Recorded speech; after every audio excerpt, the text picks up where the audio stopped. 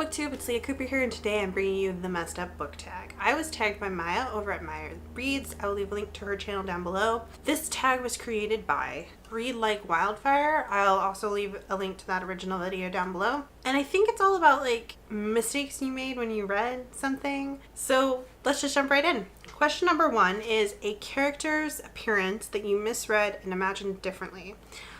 I don't think I can actually answer this one. I'm sure I've misread plenty of characters, but none come to mind. Because also, honestly, I'm sitting here trying to think of any character descriptions, and I can't. I don't think I really pay too much attention to character descriptions. Eye color, hair color, Because usually, if a narrative depends on you knowing everyone's eye color and hair color, there's something wrong with the way it's written. I'm just gonna say it. Like, if you have to rely on the epithets to distinguish people, and you can't distinguish between the blonde and the other blonde or something, you need to rework what you're doing. And now that I say that, the first thing that comes to mind, not that I reread it, but that really sticks out in my head, is like the first couple pages of 50 Shades of Grey, which is as much of 50 Shades as I ever read. Like, I actually did try to read that book because, you know, if you're going to be critical of something, if you're really going to be critical of something, you should be familiar with it. But within the first chapter, Anastasia was derogatorily describing women as blonde number 1 and blonde number 2, as though the fact that they were blonde described everything about their character, and therefore they could be dismissed entirely as people. And I was like, nope, and I stopped reading. So that is not an answer to this question, but that's what it made me think of. Let's just move on. Question number 2, which I can't answer. A character name that you've been pronouncing wrong. So recently, that would be Matthias from Six of Crows / Crooked Kingdom. That's got to be like a non-American pronunciation, I think. And I think that is like the official Lee Bardugo pronunciation of it. Everyone I've known personally with that name and like that spelling has always pronounced it Matthias.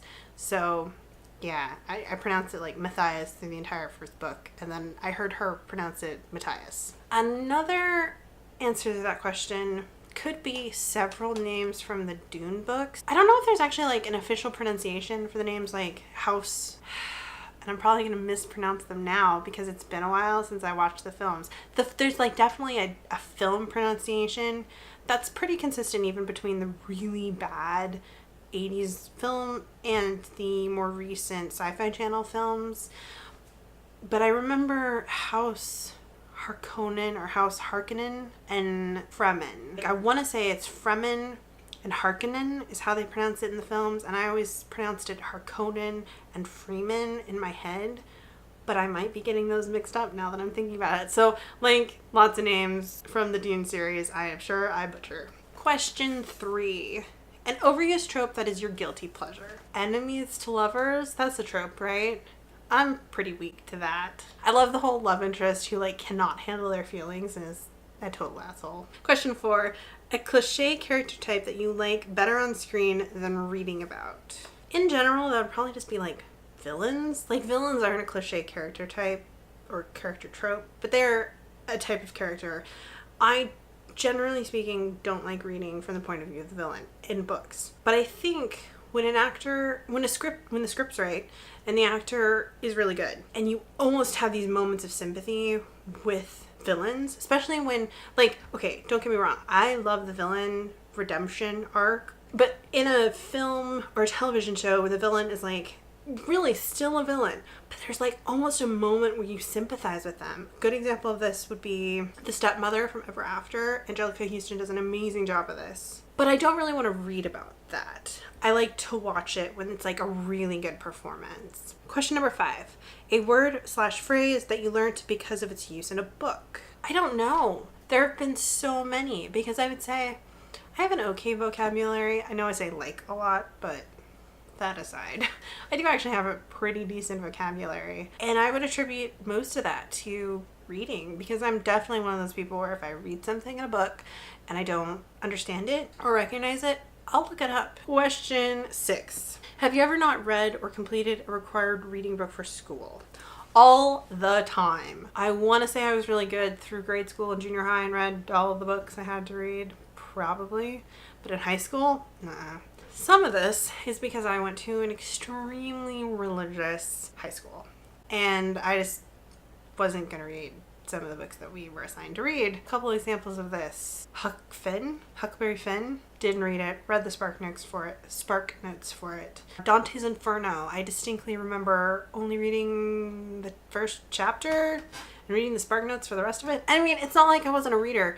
At the same time, or around the same time, I was reading freaking War and Peace by Tolstoy voluntarily for fun. I don't know how it is in international schooling, but in like American schooling, or at least in my American schooling, books assigned for English class that we were reading collectively as a group, a lot of times the teacher would assign us to read like chapters 1 through 6 and have it read by this specific date.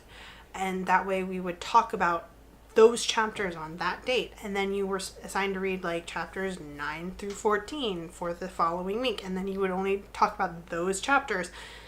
I hate that. Oh god, I hate it. If you're gonna talk about a book, in my opinion, you cannot talk about it piecemeal like that. You have to, I don't even think you can really eloquently talk about a book until you finish reading the book.